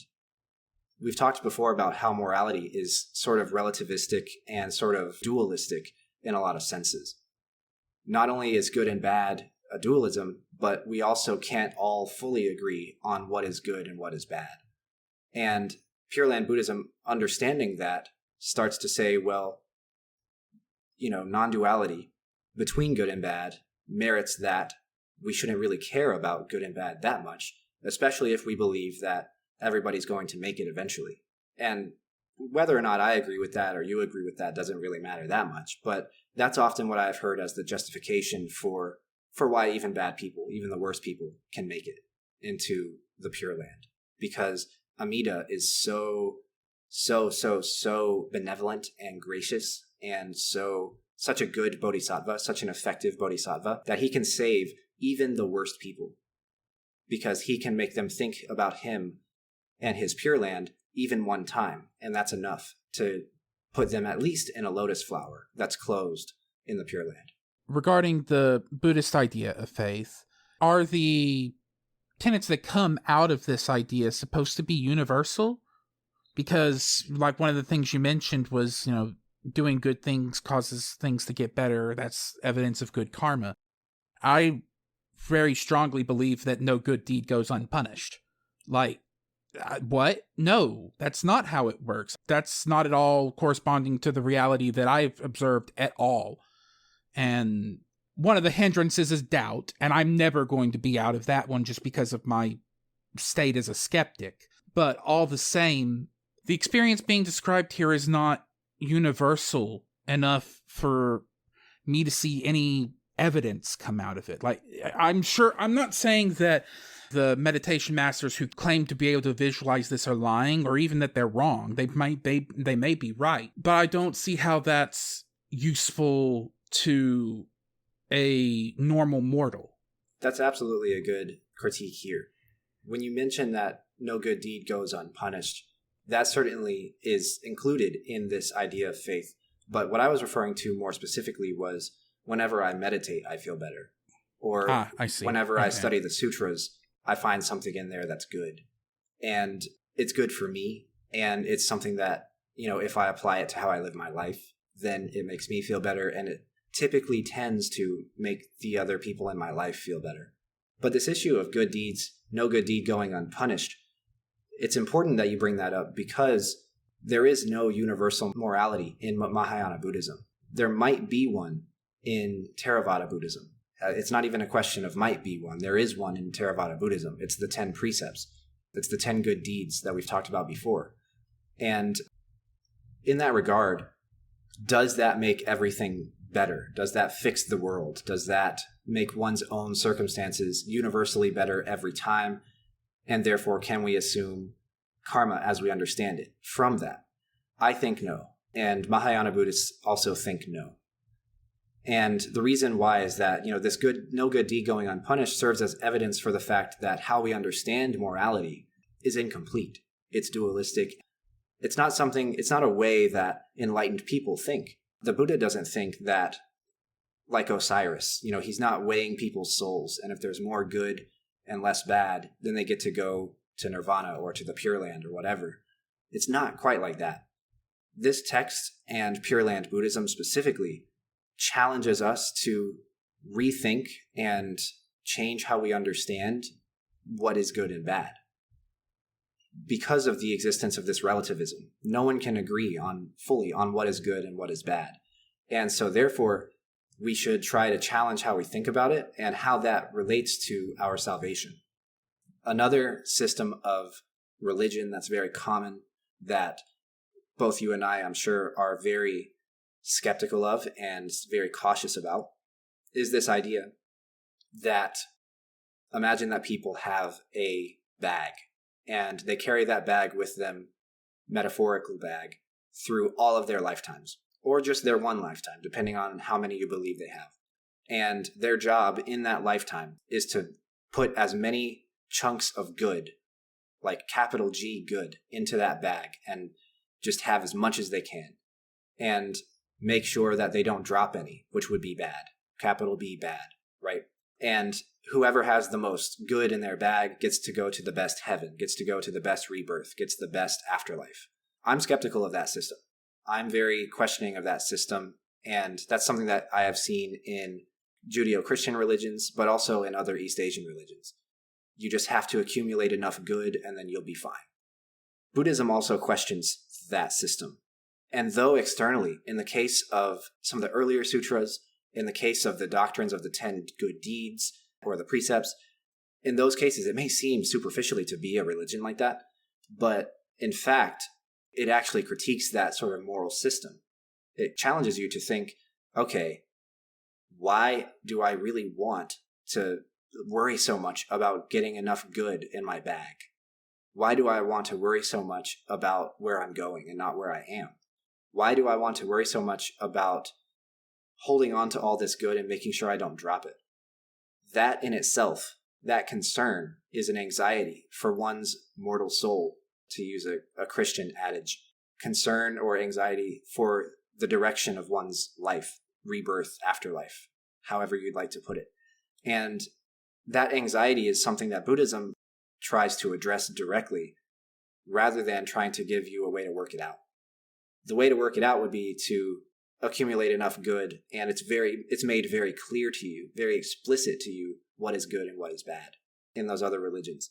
But in Buddhism, early on, it's very much explicit. But in Mahayana Buddhism, it is not explicit at all what is good and bad.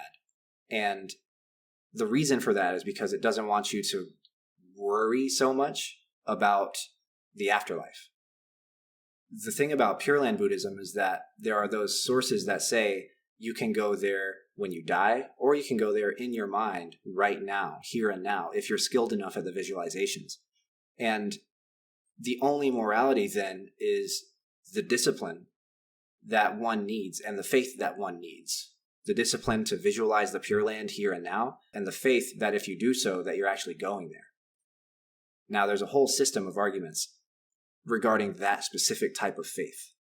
The way that it's often translated in my graduate seminars, this faith, is the mind of entrustment.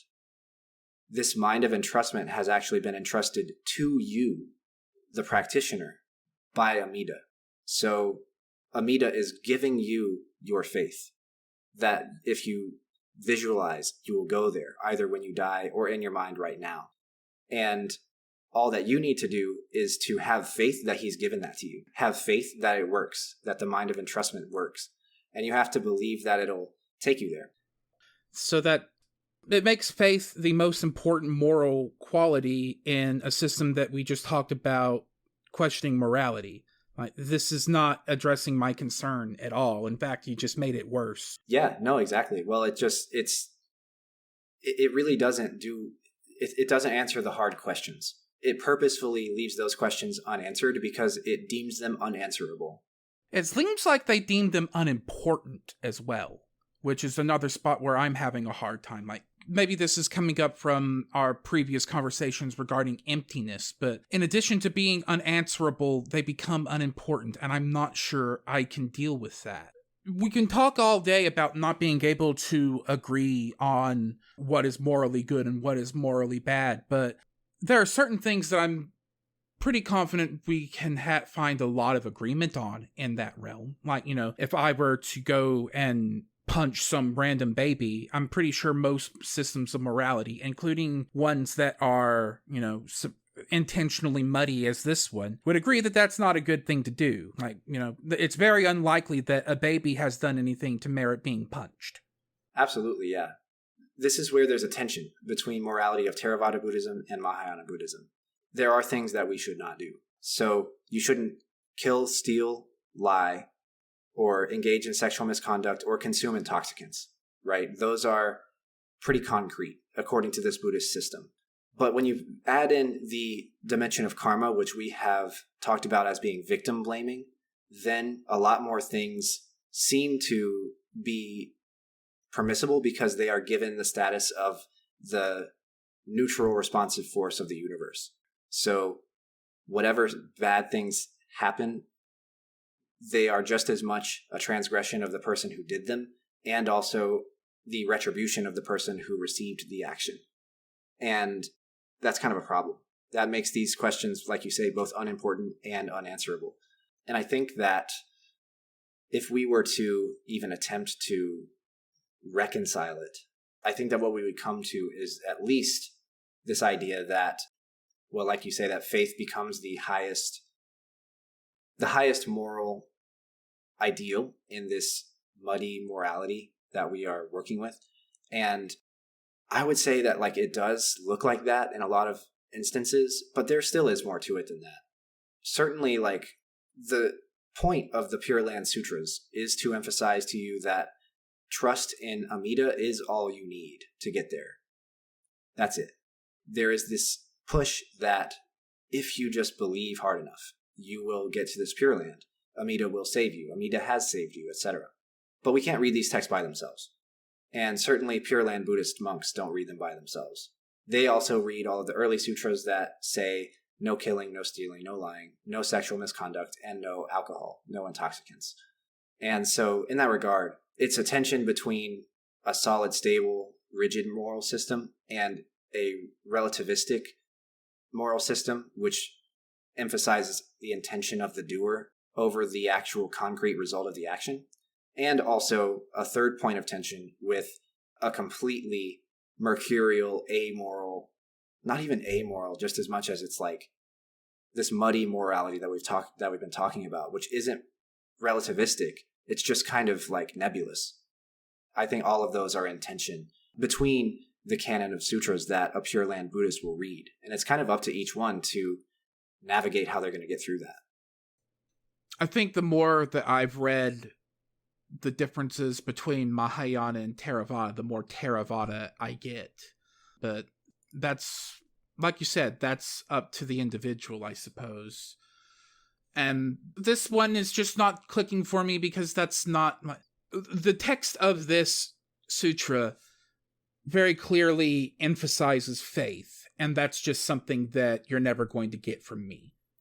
So this is just not my correct path, which is another part that I actually, if we can transition to another subject here. Yeah, of course. Several times in this sutra, the Buddha states that anything else is incorrect, right? Yes. So how does that square with earlier things that I've seen regarding Buddhist scripture that says there is no single correct path? Or is that just, am I misinterpreting something? Is that something that this school of Buddhism disagrees with? How does that square? That's a good question. So there are two interpretations of that statement, of that repeated statement. One interpretation that might satisfy your suspicion a little bit is that he's saying that this is the correct way to visualize the Pure Land, and to try anything else is incorrect. It's like saying, okay, this is the way that you have to change your tire. And if you change your tire a different way, your car won't go. Gotcha. Okay, that makes some sense. But that is also ambiguous in the source text, in the source language. And so Pure Land Buddhists in the Pure Land sect, they believe this is the correct practice of Buddhism, and the other ways are not correct. Gotcha. Yeah. So this is a sectarian difference, which I suppose by now I should stop being surprised by that. There seems to be a lot of sectarian differences in Buddhism. Yeah, I think that people in the West regard Buddhism as a single thing. And I'm sure that we have fallen victim to referring to Christianity or Judeo-Christian religions in general as a single thing. But, I mean, I hope that through the course of this podcast, we've showed at least that there's a lot of contention about what to do and why to do it and how to do it. And there's a lot of contention about how effective this or that is, how correct or congruent with other teachings this or that is, and how meaningful and how useful certain practices are. And just like in Christianity, I mean, there's sects that say we don't regard this text at all. There's other ones that say this is our primary sole text. There's others that say, you know, that text is okay, but really it's not the text that's important. It's this or that. I mean, there's a huge variety to the point where it's hard to even say that Buddhism exists as a thing. It's just that there's all these texts and all of these schools of a religion that are not, they're connected only by the fact that this character, Sakyamuni, shows up in most, not all, most of their texts. I think that covers all the points that I wanted to get to, so let's talk about stuff that you want to talk about. Yeah. So there were a couple of points that I wanted to zoom in on in the text just for our own discussion and for our own understanding of how this text is fitting into the Mahayana canon. So we've talked before, obviously, about how Devadatta is the evil cousin. He is so evil that he tries to have the Buddha killed, and he tries to cause a schism in the community. He tries to foment discord in the community. And that character role is important because in later texts, or in other texts in general, his moral status is used as a piece of argumentation to question or to assert morality in some way. So in the Lotus Sutra, for example, Devadatta is given this prophecy of future Buddhahood. And that is radical. It's radical to say that because Devadatta has committed 2 of the 5 gravest sins that any Buddhist could ever commit.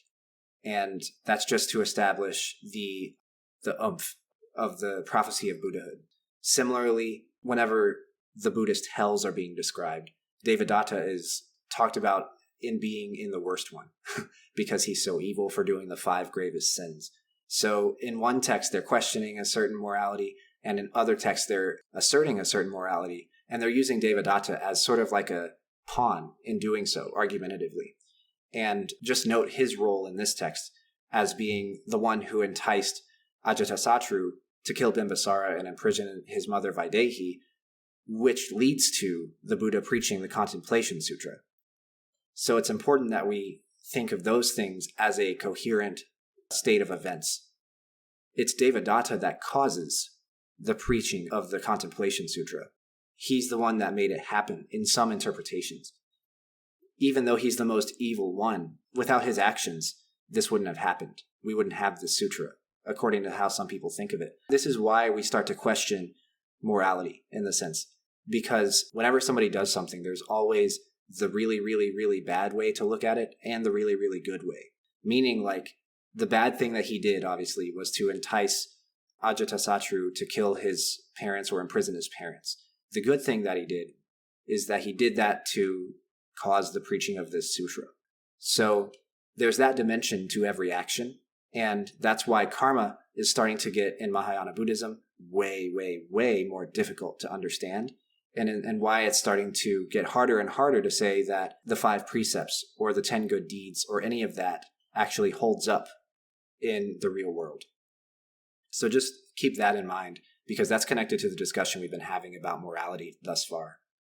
I mean, we compare Devadatta to Judas in Christianity, and I have heard similarly nuanced defenses of Judas, from Christians. Right. So that makes sense. Because he's the one who causes Christ to die for everybody's sins. Right. Yeah. It's a pretty similar argument, all told. Yeah. And it, does that mean that he's actually good? Does that mean that we should regard him as not having been evil? I'm not so sure, but there are certainly people that think so. Okay. So what next? Next, I just wanted to bring up the names of the people and places, or I guess I should say the bodhisattvas and the Pure Lands, and just explain a little bit about what they mean and how that's important to the doctrine of the sutra. So we've been introduced to Amitabha, otherwise known as Amitayus, and we've been introduced to his Pure Land, known as Sukhavati. And these Sanskrit names have important translations into English for understanding why we see some of the things we see in the text. So in this sutra, the name that we see the most, I believe, is Amitayus. Point that I want to ask about that I just remembered. Uh-huh. So at several points in this sutra, the white tuft of hair curling to the right between his eyebrows comes up a lot. That's one of the signs, right? The physical marks. Yes. So that is called the urna. And it's from that spot that actually, whenever the Buddha creates like a scene where all of the 10 realms can be seen, or whenever a beam of light shoots out of his head, it's shooting out from that spot. And so that spot is very, very doctrinally important. Yeah, I only knew that because I came up to a description of the physical marks in another document. Without that, I would have been wondering what they're talking about. A white tuft of hair between his eyebrows. Okay. At some point on the show, we need to go over the physical marks. I'm honestly, having seen a description of them already, I'm surprised I don't hear more of the ancient aliens, talk around the Buddha, because there's a lot of weird stuff. Yeah, like, if the physical marks are all accurate, he was a weird-looking dude. Yeah, he has a knob on his head. He has the white tuft of hair in between his eyes. He has webbed hands and feet. His arms are long enough to touch his knees without bending. His skin is like the color of, as they say, purple gold. So I'm not entirely sure what color that really is, but it's purple. It's actually purple. There are alloys of gold that involve other materials that turn the gold other colors. Just look up purple gold and on an image search and you'll see it. Like it's an alloy of gold that is bright purple. Interesting. So he really did look weird. And yeah, I agree. When you say ancient aliens talk, for the listeners, I should clarify, like, we're talking about the History Channel where this is not to be taken seriously. Yeah, this is like the crackpot stuff they do on there, where they say the foundation of religions and civilizations and cultures and of the monuments that we have left over, such as pyramids and whatnot. Because we can't explain them, we should say that they are directly attributable to aliens, the visitation of aliens. And this seems to us like something that they would cite as like a possible visitation of an alien. And I think that that's important to remember. Yeah, he's got some weird features, and yet many of those features are ignored on the statuary that you see of the Buddha or of other imagery. He's described in this way in the sutras, but when you see images of him, it looks just a lot closer to a human being. So it's really interesting to understand why that might have happened. Anyway, you were counting up one of the names. I apologize for interrupting that. That's okay. So yeah, the name that we see in the sutra the most, if not Amida, which is the Japanese transliteration of his name, is Amitayus. Amitayus has a couple of different names. One of them is Amitabha, which is the Buddha of infinite life, and then Amitayus means infinite light. So that means that depending on what the text is emphasizing about Amida, you'll see different names. You'll see Amitabha, which emphasizes his immortality, or you'll see Amitayus, his infinite light. The Amitabha name is closely related to what we think is a Taoist influence. And another point where there might be some influence of Taoism is the fact that Sukhavati, his Pure Land, is to the west. In Taoism, the gate of immortality is to the west, and someone who follows Taoism in this Chinese religion, Taoism, if they follow it closely enough, then they will go to this gate, in this mythical gate in the West, and pass through it and become an immortal. And because that is close to where the development of this sutra happened, and because there's evidence of inter-exchange between India and China during the time this was being written, we think that there actually is a strong Taoist influence on some of these texts. But in this case, as you remember, we saw 84,000 rays of light coming from 84,000 jewels, etc. And the name that was being used was Amitayus, to emphasize that light aspect. Similarly, the name of his Pure Land, Sukhavati, means full of joy, or presenting joy. Sukha is the opposite of dukkha, which we've talked about before, and vat means to be full of, but also can mean to be a realm of, or to present, to show. And that contributes to an important doctrine that we will come across in the longer Sukhavati Vyuha Sutra, which is that there is no suffering, no word for suffering, no idea of suffering, no understanding of suffering in this Pure Land. Now, how can you learn the Four Noble Truths if you don't have the word for suffering? And if there is no word for suffering, and also the Buddhas are preaching to you for however long, for innumerable kalpas, innumerable nayutas of kotis of kalpas, then how is it possible that you're actually learning? That is an open question. That's a very open question that people have made lots of different interesting attempts at resolving, and I don't think that anybody has successfully figured it out. It's very confusing. And not only is there no suffering in vocabulary, but there is also no suffering at all, obviously, in the lifetime of the people living in this Pure Land. They have a very good life. They have water that, shines beautifully and nourishes them and nourishes trees, which shine beautifully. And they have possibly animals in the form of birds and such not, and ducks and geese that, they're all making noises that are Dharma noises. And there's musical instruments and there's preaching, and all of the sounds and every single sensory object is directed towards your enlightenment. And so in that regard, it's a very idealized space to live in. And they wanted to make it like that so that people would want to go there. They wanted to craft it this way in their imaginations of it. But in doing so, they might have overstretched by making there be no word for suffering. You can't say the word dukkha in this Pure Land, and that's missing a vital part of the Buddhist teaching. So, yeah, it's up to interpretation how to resolve that. It feels like there are definitely ways to resolve that. If we're talking about a realm full of bodhisattvas, then mind-to-mind transmission has something that we've talked about before. It seems like that could do it off the top of my head. It's still, you're right. If you can't say the word dukkha, then how are you going to teach about, Buddhism, where that's such an important part? But I suspect, again, this is a supernatural realm of joy and enlightenment and no suffering. I suspect they could figure something out if such a realm actually exists. Absolutely, yeah. And that's not a problem that prevents this from being the most popular form of Buddhism in places like Japan. Right. And it's not something that prevents people from dedicating their practice to Amida Buddha and to this Sukhavati Pure Land. The next point that I wanted to bring up is that there are no women in this Pure Land. So we need to hang on to this thread that we've been bringing up every once in a while, which is having to do with gender and Buddhism.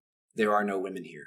And in the Pure Land Sutras, in fact, one of Amida's 48 vows, which we will read when we read the longer Sukhavati Vyuha Sutra, is that if these vows are set up in the format, if X and Y is true, may I not attain Buddhahood. And then the person who's making the vows attains Buddhahood, so all those vows are fulfilled. And this vow that I'm speaking of is, if there are people in the world who still want to be reborn as women, or they still appreciate their womanly bodies, or if they want to continue to be a woman in any way, may I not attain Buddhahood.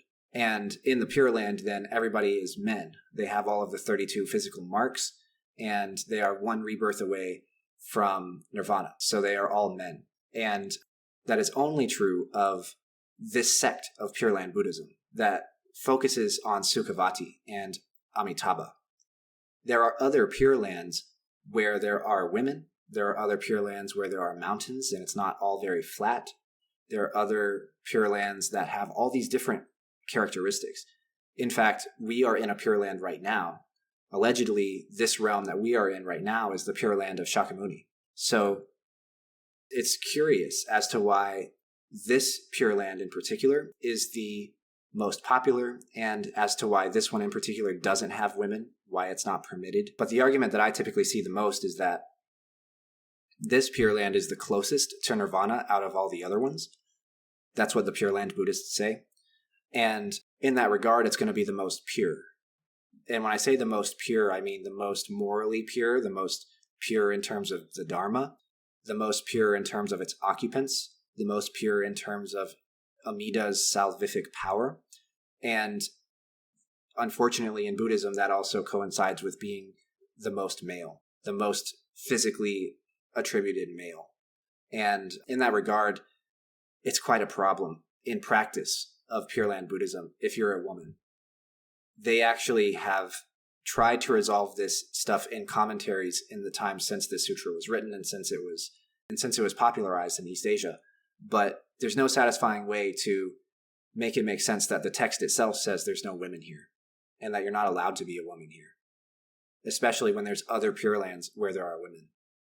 Yeah, again, this is just a spot where the source text is kind of rancid, and it's anachronistic to expect documents from 2,000 years ago to conform to modern ideas of equality. Like, that's just not how time works. That's not how history works. But it's still unfortunate. That sucks. It'd be better if they'd allow women to... We've talked about this already. We don't have to go down the whole thing again, but non-duality shreds this idea, it seems like, and is also a more fundamental idea, I think. I agree. And we've also talked about how, like, just because the text from 2,000 years ago says this and has these problems, doesn't mean that people now have to have these problems. Right. If I were to be a self-avowed Pure Land Buddhist, and then someone asked me, can women be born there? I would completely contradict and ignore that part of the text, and I would say, yes, they can. Just because if I want to put my skeptic hat on for a while, this is all make-believe. And so, like, why do we have to be stuck and so rigid on the rules of this make-believe world? Now, I'm not a skeptic, but I still believe that why is it useful? Why is it productive? Why is it necessary to hold on to those doctrines which do not work anymore? Especially in the sense that I believe that, religion dies when it doesn't evolve. Though religion may die when it doesn't evolve, the spiritual needs of practitioners of religions do not die. Humans are born and live and die with food, water, shelter needs, with medical care needs, with social needs, and also with spiritual needs. These spiritual needs do not go away. They are very real because we are burdened with a frontal lobe that gives us awareness of self and awareness of other. And from that awareness of self and other, all other questions about where we come from, where we are, why we're here, where we're going, why we're going there, all of those explode out and become a massive problem for us because they're unsolvable. Though we have the frontal lobe to comprehend the questions, we don't have the frontal lobe to comprehend the answers. And whenever we have bad answers, I don't see any reason why we can't just make them better. Yeah. I mean, we'd have to talk to, lifelong Pure Land Buddhists to get an idea on that. But just from my own perspective, when a tradition no longer holds up to the current state of the world, the tradition should be the part that changes, I think. But, that's me being a Westerner, so who knows? I agree. Yeah, this is not something that I can really enforce, and it's not something that I think that anyone should take my authority on, really, because, I'm not a Pure Land Buddhist, and I'm not talking to or listening to, really, any Pure Land Buddhists. And so, my perspective is then biased because of that. But the final thing that I wanted to get to was the emphasis in this text on death. And I particularly mean the death that happens that takes you to this Pure Land. I've talked before briefly about how it's contentious whether or not one has to die before they go to this Pure Land. It's contentious whether you can go to this Pure Land through these visualization practices and actually be there, or if you actually have to pass away in this life to get there.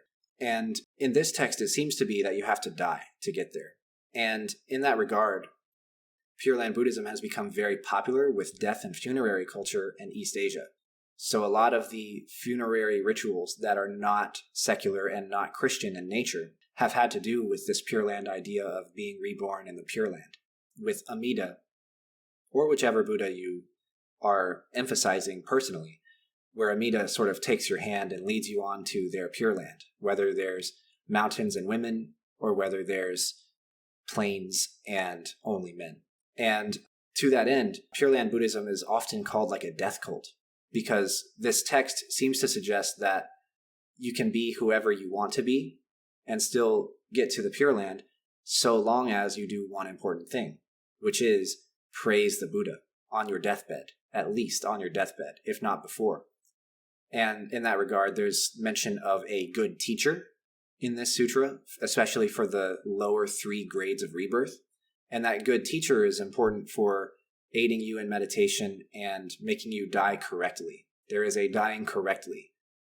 And that's not necessarily something we see in most of Christianity or most of Judeo-Christian religions, except in maybe some of the more recent, and I say recent as in like the last 200 years, types of Christianity which say that as soon as you are saved by Jesus, you're good to go.